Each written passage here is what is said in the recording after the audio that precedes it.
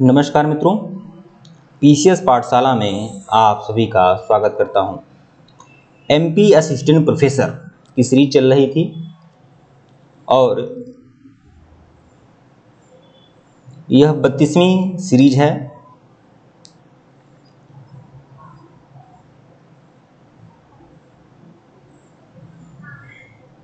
शुरुआत करते हैं।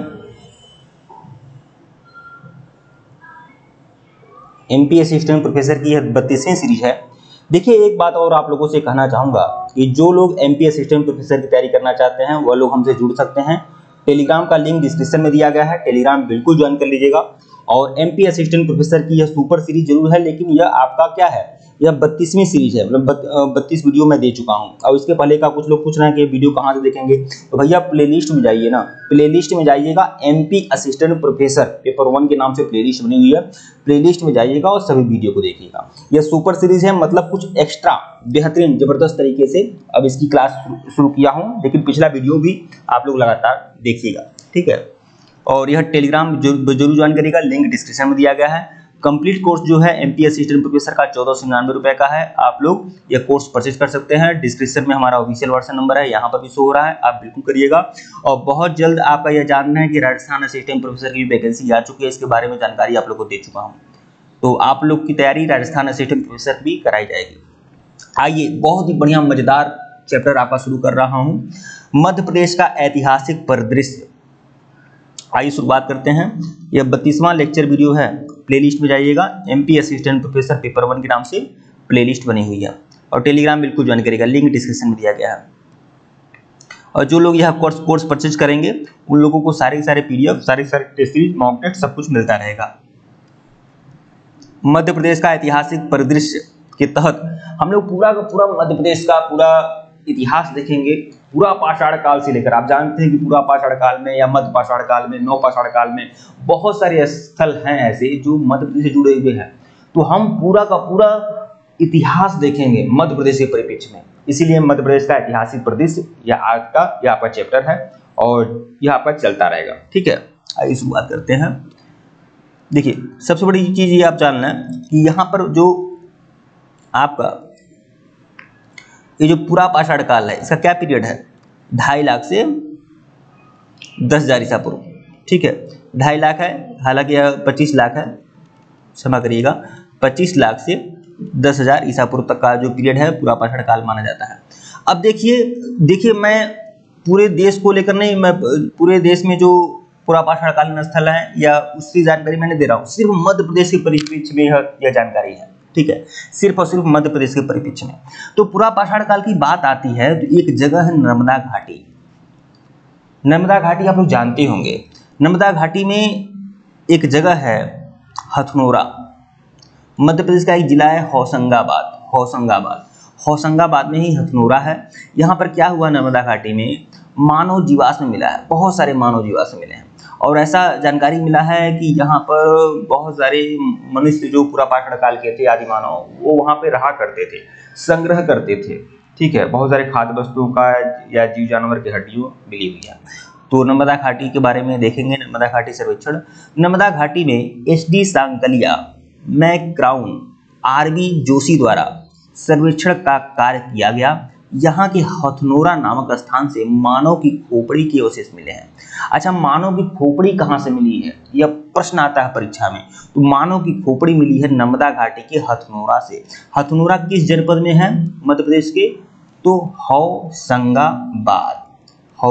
होशंगाबाद में ये आपका हथनोरा है, जहाँ से मानव की खोपड़ी के अवशेष प्राप्त हुए हैं।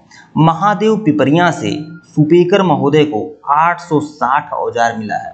ये नर्मदा घाटी के पास है महादेव पिपरिया, यहाँ सुपेकर महोदय को 860 औजार मिला है। औजार का मतलब क्या है भाई, लोहे का औजार थोड़ी है यार, ये सब औजार जो है पत्थर के हैं, ठीक है। और नर्मदा घाटी के पास ही है, देखिए भीमबेटका से क्या मिला है, भीमबेटका या बेतवा घाटी से औजारों की प्राप्त हुई है। भीमबेटका जानिए, यहाँ से क्या है, यहाँ से भी औजार प्राप्त हुए हैं, ठीक है। नर्मदा घाटी में एक क्षेत्र है सोन घाटी भी है। सोन घाटी से क्या मिले हैं, निसार अहमद ने कई उपकरणों की खोज की। तो देखिए नर्मदा घाटी में एक जगह हथनोरा याद रखिएगा जहां से मानव की खोपड़ी मिली है। फिर आप भीमबेटका जरूर ध्यान रखिएगा, यहाँ से भी औजारों की प्राप्ति हुई है।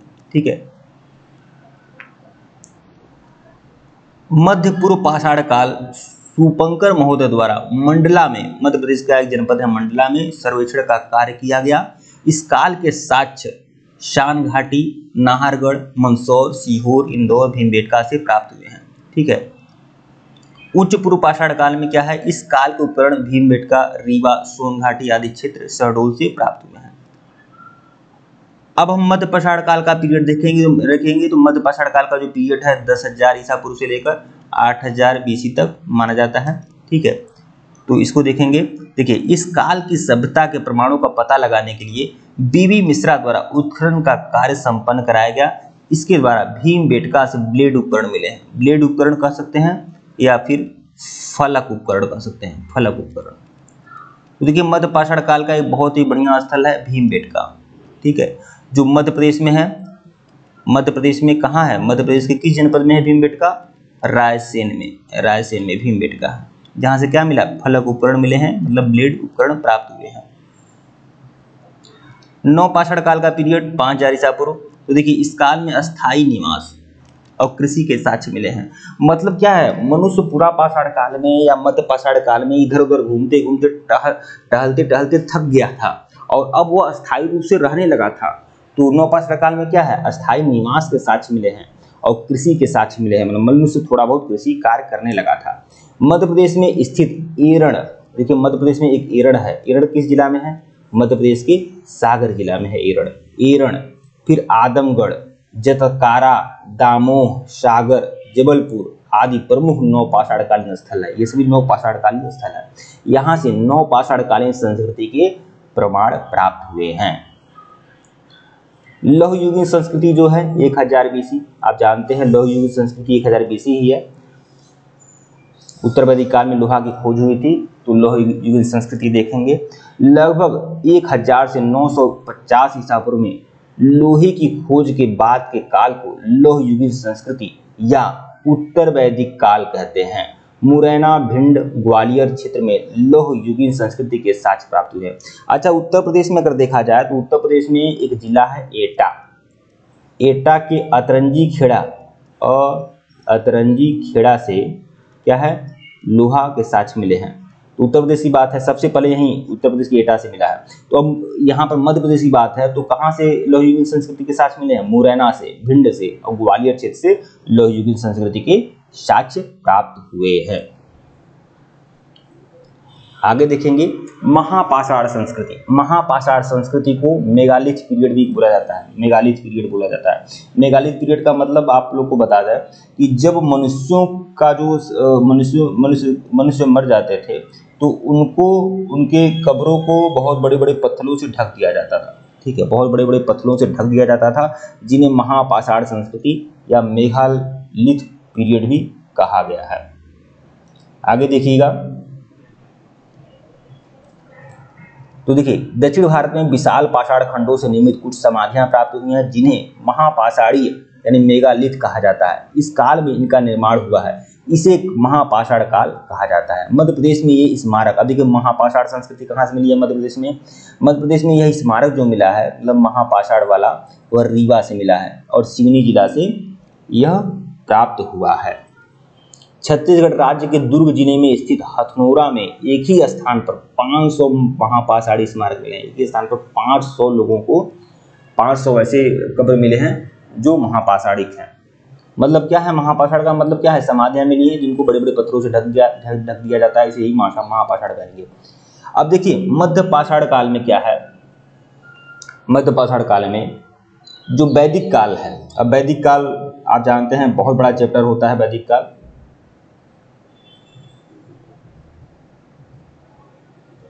वैदिक काल बहुत बड़ा चैप्टर है और वैदिक काल लेकिन मध्य प्रदेश के संबंध में देखेंगे तो वैदिक काल जो है 1500 BC से लेकर 600 BC तक का काल वैदिक काल कहलाएगा। इस काल का आदि ग्रंथ ऋग्वेद है। मतलब वैदिक काल का आदि ग्रंथ क्या है? ऋग्वेद है।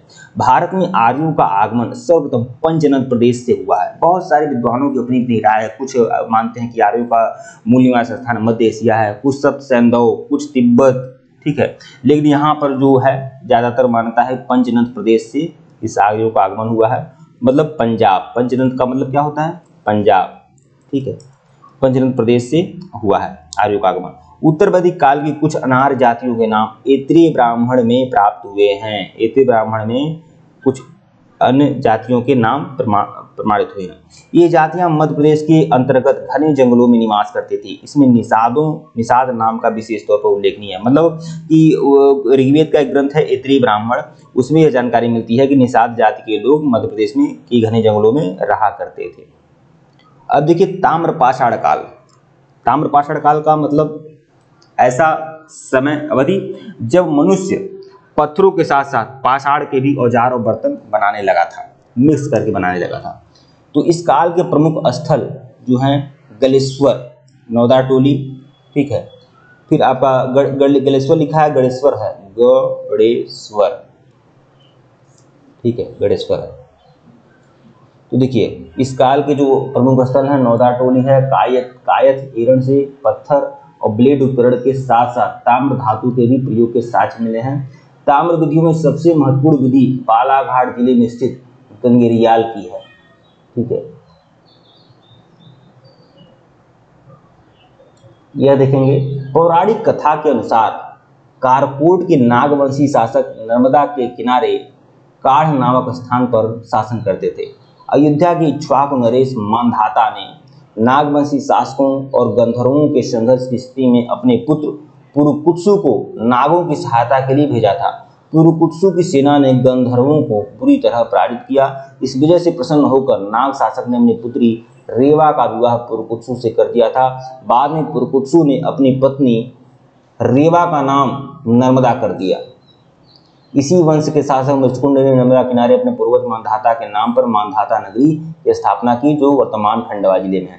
तो इसका सार क्या है, आपको कहाँ कहाँ से आएगा, यह आपका यह पूछ सकता है कि मांधाता जो है पौराणिक मान्यताओं के अनुसार जो मांधाता है जिन्होंने मांधाता नगरी की स्थापना की, किस वंश के थे? इक्ष्वाकु वंश के थे, जिस वंश के भगवान राम थे, ठीक है। और फिर देखिए नर्मदा नदी का एक नाम है रेवा। रेवा जो है प्राचीन नाम है नर्मदा नदी का। और नर्मदा आप जानते हैं कि मध्य प्रदेश का एकदम बड़ी नदी है नर्मदा, बहुत विशेष रूप से माता का दर्जा दिया जाता है, नमामि देवी नर्मदे। तो नर्मदा नदी का प्राचीन नाम क्या है? रेवा नदी। तो यह भी ध्यान में रखिएगा। और मांधाता नगरी जो है यू राजा मांधाता ने बसाया था, वो कहाँ है? खंडवा जिले में है। बस ऐसी बात नहीं, मैं सब कुछ आपको बता रहा हूँ, ये सब कुछ पढ़ना पड़ेगा। जो चीज़ें इंपॉर्टेंट हैं वो मैं बता रहा हूँ। यह नर्मदा का नाम रेवा है, यह ध्यान रखिएगा।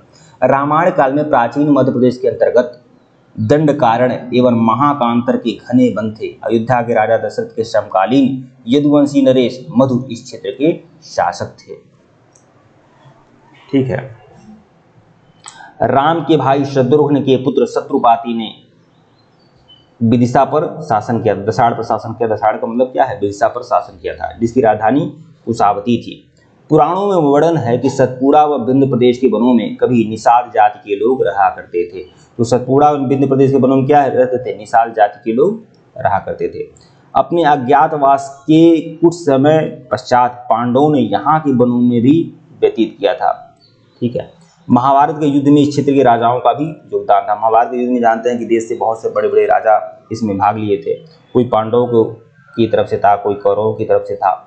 महाकाव्य काल में कुछ प्रमुख नगर विराटपुरी, कुंतलपुर, महिष्मती और उज्जैनी आदि थे।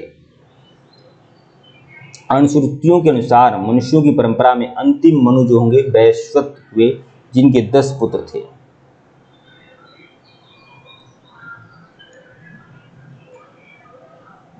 इस काल के शासक यदु का चरमणवती यानी चरमावती, सुक्तिमती, केन और बेतवती, बेतवा नदी की जलधाराओं से सिंचित प्रदेश पर शासन था। तो देखिए केन का प्राचीन नाम क्या है? केन का प्राचीन नाम है शक्तिमती। बेतवती बेतवा नदी का प्राचीन नाम है। और चंबल नदी का जो प्राचीन नाम है वह है चरमावती, ठीक है। यह आपका प्राचीन नाम पूछेगा, 100% पूछेगा, ध्यान रखिएगा इन नदियों का प्राचीन नाम। जो इंपॉर्टेंट है इन सब नोट्स में वो मैं आपको बता रहा हूँ। मध्य प्रदेश के दक्षिणी क्षेत्र पर मानव वंश के इक्ष्वाकु के पुत्र दंडक का राज्य था, जो घने वनों से घिरा हुआ था। इसी के नाम पर देखिए दंडकारण्य वन कहा जाता है ना, दंडकारण्य वन, मध्य प्रदेश में दंडकारण्य वन है। तो यह दंडकारण्य वन क्यों कहा जाता है? क्योंकि इक्ष्वाकु पुत्र के थे दंडक, उन्हीं नाम पर यह जो प्रदेश है, वन है, इसका नाम दंडकारण्य पड़ा है। हे राजा महिष्मंत ने महिष्मती नगरी की स्थापना की, जो वर्तमान महेश्वर के रूप में प्रसिद्ध है। जो महेश्वर स्थान है वह महिष्मती है, ठीक है। कौशिक ने अपने साम्राज्य का विस्तार कर चर्मणवती, चंबल, सूक्तमती, मतलब आपका क्या सूक्तमती, सूक्तमती केन है, केन नदी के मध्य बुंदेलखंड राज्य स्थापित किया। तो देखिए चंबल नदी और केन नदी के मध्य का जो क्षेत्र है उसे ही बुंदेलखंड कहा जाता है। अनुसूची के अनुसार नल ने ही नलपुर नगर बसाया, जो आधुनिक शिवपुरी जिले में नरवर के नाम से जाना जाता है। कवि वाल्मीकि का आश्रम तमसा नदी के किनारे पर था। देखिए यहाँ इंपॉर्टेंट है, कवि वाल्मीकि का आश्रम क्या था? तमसा नदी के किनारे पर था। कुछ विद्वानों के अनुसार यह जमसा आधुनिक टोंस नदी है, जो अमरकंटक से निकलती है। तो तमसा नदी है। देखिए तमसा नदी के किनारे किसका आश्रम था? कवि वाल्मीकि जी का आश्रम था। यह तमसा नदी को ही, अब इस नदी को क्या कहा जाता है? टोंस नदी कहा जाता है, टोंस नदी, ठीक है, जो अमरकंटक से निकलती है। अब महाजनपद काल में मध्य प्रदेश की क्या स्थिति थी वह आपको बताना चाहता हूँ। देखिए 6वीं शताब्दी ईसा पूर्व के 16 महाजनपदों का उल्लेख बौद्ध ग्रंथों में, जैन ग्रंथों में, पुराणों में मिलता है। इसे मध्य प्रदेश के इतिहास में चेरी और अवंती संबद्ध जनपद थे। अब मध्य प्रदेश में कौन से महाजनपद थे? एक था चेरी जनपद, चेरी जनपद जो था मध्य प्रदेश में था, ठीक है, और एक जनपद था अवंती, यह भी आपका मध्य प्रदेश में था। 2 जनपद आपके मध्य प्रदेश में थे 16 महाजनपदों में। चेरी जनपद आधुनिक बुंदेलखंड के पूर्वी क्षेत्र एवं उसके समीपस्थ भूखंड में विस्तारित था। अवंती जनपद लगभग उज्जैन प्रदेश के आसपास के क्षेत्र से मिलकर बना था। अवंती जनपद की 2 राजधानियां थीं, उज्जैन और महिष्मती, ठीक है। आगे बताऊंगा आपको। यह प्रदेश बेतवती यानी बेतवा नदी द्वारा उत्तर और दक्षिण 2 प्रांतों में विभाजित था। उत्तर अवंती, देखिए अवंती जो जनपद था यह 2 भागों में विभाजित था। बेतवा नदी बहती, ऐसे मान लीजिए अवंती जनपद है, बेतवा नदी ऐसे बीच में बहती है और 2 प्रांतों में विभाजित कर देती है अवंती को। एक उत्तरी अवंती था, एक दक्षिणी अवंती था। उत्तरी अवंती की राजधानी जो थी उज्जैनी और दक्षिणी अवंती की राजधानी थी महिष्मती, ठीक है। उज्जैनी और महिष्मती दोनों ही नगर दक्षिणापथ पर स्थित थे, दक्षिणापथ का मतलब जानते हैं? दक्षिणापथ का मतलब उज्जैन ही वह जगह है जिसे यह माना जाता है कि वह उज्जैन जो नगरी है वह उत्तरी भारत को दक्षिणी भारत से अलग करता है। अब प्राचीन जनपद हैं उनको देख लेते हैं। देखिए अवंती जो प्राचीन जनपद था, यह इसका आधुनिक नाम क्या है? उज्जैन है। वत्स जो था ग्वालियर है, ठीक है, नवीन नाम। चेरी जो जनपद था खजुराहो है। अनूप प्रदेश जो था वह निमाड़ या खंडवा या खरगोन जिला को अनूप प्रदेश बोला जाता था। दसाड़ को क्या बोला जाता था? बिरसा, ठीक है। बिरसा का प्राचीन नाम क्या था? जनपद क्या था? दसाड़। तुमनिकोर जो जनपद था वह दामोह था और नलपुर जो था नरवर था, ठीक है मित्रों, वीडियो को लाइक और चैनल को सब्सक्राइब करिएगा। टेलीग्राम बिल्कुल ज्वाइन करिएगा, लिंक डिस्क्रिप्शन में दिया गया है। धन्यवाद आप लोग को।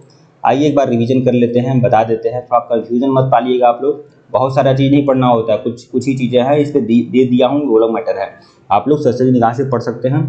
देखिए पूरा पाषाण काल का पीरियड आप जानते हैं 25 लाख से 10,000 ईसा पूर्व। फिर देखिए नर्मदा घाटी क्षेत्र जो मध्य प्रदेश में है, यहाँ पर 2 स्थल बड़े हैं। एक हथनोरा है, मध्य प्रदेश के होशंगाबाद में हथनोरा है, जहाँ से मानव की खोपड़ी के अवशेष मिले हैं। मध्य प्रदेश के नर्मदा घाटी में ही एक भीमबेटका है, जहाँ पर मानव के औजार प्राप्त हुए हैं भीमबेटका में, ठीक है। फिर आपका मध्य पूर्व पाषाण काल में यह जो क्षेत्र है यह थोड़ा बहुत ही इम्पॉर्टेंट है, उतना इम्पॉर्टेंट नहीं है, लेकिन इसे देख लीजिएगा। देखिए भीमबेटका से ब्लेड उपकरण भी मिला है, ब्लेड उपकरण भी कह सकते हैं, इसे फलक उपकरण भी कह सकते हैं। ठीक है। 9 पाषाणकालीन स्थल मध्य प्रदेश में कौन सा है? एरड़ है, आदमगढ़ है, जतारा है, दामोह है, सागर है, जबलपुर, ये सभी 9 पाषाणकालीन स्थल है। लौह युगीन संस्कृति आप जानते हैं, एटा का तरंजी खेड़ा में सबसे पहले मानव को लोहे के प्रमाण मिले हैं, लेकिन लोहे के प्रमाण मध्य प्रदेश के कुछ स्थानों से मिले हैं, मुरैना से, भिंड से और ग्वालियर से लौह युगीन संस्कृति के प्रमाण मिले हैं। यहाँ चित्र धूसर मृदभांड लौह युग की भी पहचान है। महापाषाण मतलब महापाषाण को क्या कहते हैं? मेगालिथ पीरियड कहते हैं। जब समाधि को बड़े बड़े पत्थरों से ढक दिया जाता है उसे महापाषाण कहेंगे। महापाषाण के प्रमाण कहाँ से मिले हैं मध्य प्रदेश में? तो रीवा से मिले हैं और सिवनी से मिले हैं। ठीक है। और छत्तीसगढ़ में जो हथनोरा है वहां से 500 महापाषाण स्मारक मिला है, 500। वैदिक काल का जो पीरियड है 1500 से 600 ईसा पूर्व वैदिक काल का पीरियड है। वैदिक काल का जो प्रमुख ग्रंथ है वह ऋग्वेद है, और ऐसा माना जाता है कि आर्य जो थे पंचनद प्रदेश से आए हुए थे, जबकि जब सबसे ज्यादा मान्यता यह मैक्स मुलर का ही है कि मैक्स मुलर के अनुसार आर्य जो थे मध्य एशिया से आए हुए थे, ये ज्यादा प्रचलित मान्यता है। ठीक है। वैदिक काल में जो निषाद जाति के लोग रहा करते थे वह मध्य प्रदेश के घने जंगलों में रहा करते थे। ताम्र पाषाण संस्कृति स्थल वह है जब मनुष्य क्या था, पाषाण के साथ साथ तांबे की धातुएं, तांबे के औजार, बर्तन, आभूषण आदि बनाने लगा था। ठीक है। ताम्र पाषाणकालीन स्थल मध्य प्रदेश में कौन है? एक गणेश्वर है, गणेश्वर है, फिर नौदा टोली भी आपका, ये 2 स्थल जो है आपके ताम्र पाषाणिक है, गणेश्वर एवं नौदा टोली। ठीक है। नर्मदा नदी का प्राचीन नाम क्या है? रेवा नदी है, बस इतना ध्यान रखिएगा। और मांधाता ने मांधाता नगरी की स्थापना की थी जो वर्तमान खंडवा जिले में स्थित है। ठीक है। और मांधाता नगरी की स्थापना करने वाले मांधाता किस वंश के थे? इक्ष्वाकु वंश के थे। दंडकारण्य वन का नाम, दंडकारण्य वन कहाँ है? मध्य प्रदेश में है। दंडकारण्य वन का जो नाम पड़ा है वह अयोध्या के राजा दशरथ, दंडकारण्य वन का जो नाम पड़ा है अयोध्या के एक राजा थे, राजा इक्ष्वाकु। तो इक्ष्वाकु के पुत्र थे दंडक, उन्हीं के नाम पर इस वन का नाम दंडकारण्य पड़ा है। ठीक है। मध्य प्रदेश में बताया हूँ कि निषाद जाति के लोग रहते थे, कहाँ रहते थे? सतपुड़ा और विंध्य प्रदेशों में निषाद जाति के लोग ज्यादा रहते थे। ठीक है। अज्ञातवास के दौरान पांडव भी इन वनों में आए, कहाँ? दंडकारण्य वन में। ठीक है। महाकाव्य काल के अनुसार, महाकाव्य काल मतलब कब? जब रामायण और महाभारत आदि लिखे गए उसे महाकाव्य काल बोलते हैं। तो महाकाव्य काल के प्रमुख नगर मध्य प्रदेश में कौन था? विराटपुरी, सुहागपुर, कुंतलपुर, महिष्मती, उज्जैनी आदि थे। ठीक है। यह उतना इंपॉर्टेंट नहीं है। प्राचीन नाम ध्यान रखिएगा, चंबल नदी का प्राचीन नाम क्या है? चरमावती है। केन नदी का सुक्तिमती है। बेतवती जो प्राचीन नाम है बेतवा नदी का है। ठीक है। इक्ष्वाकु के पुत्र थे दंडक, उन्हीं के नाम पर दंडकारण्य वन पड़ा है, ध्यान रखिएगा आप लोग। इक्ष्वाकु के पुत्र थे दंडक।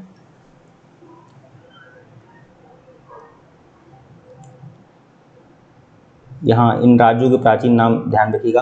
देखिए बुंदेलखंड जो है चंबल और केन नदी के मध्य में ही बुंदेलखंड विस्तारित है। महर्षि वाल्मीकि का जो आश्रम है तमसा नदी के किनारे पर था। तमसा नदी को ही अब टोंस नदी कहा जाता है, यह भी ध्यान रखिएगा। टोंस नदी कहाँ से निकलती है? अमरकंटक से निकलती है, बहुत ही ज्यादा इंपॉर्टेंट है। महाजनपद को पढ़ लेंगे। 16 महाजनपद हैं। 16 महाजनपदों का वर्णन कहाँ मिलता है? बौद्ध ग्रंथ में मिलता है, जैन ग्रंथों में मिलता है, पुराणों में मिलता है। 16 महाजनपदों में 2 महाजनपद जो है वो मध्य प्रदेश में है। कौन महाजनपद? एक चेदी महाजनपद और एक अवंती महाजनपद। ये 2 कहाँ है? मध्य प्रदेश में है।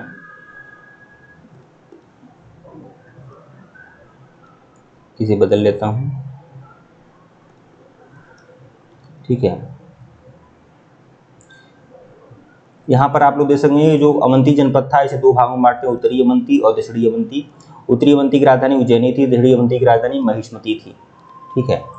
और उज्जैनी जो है मतलब उज्जैन जो है, उज्जैन और महिष्मती दोनों ही नगर जो कहाँ थे? देहड़ा पथ पर स्थित थे।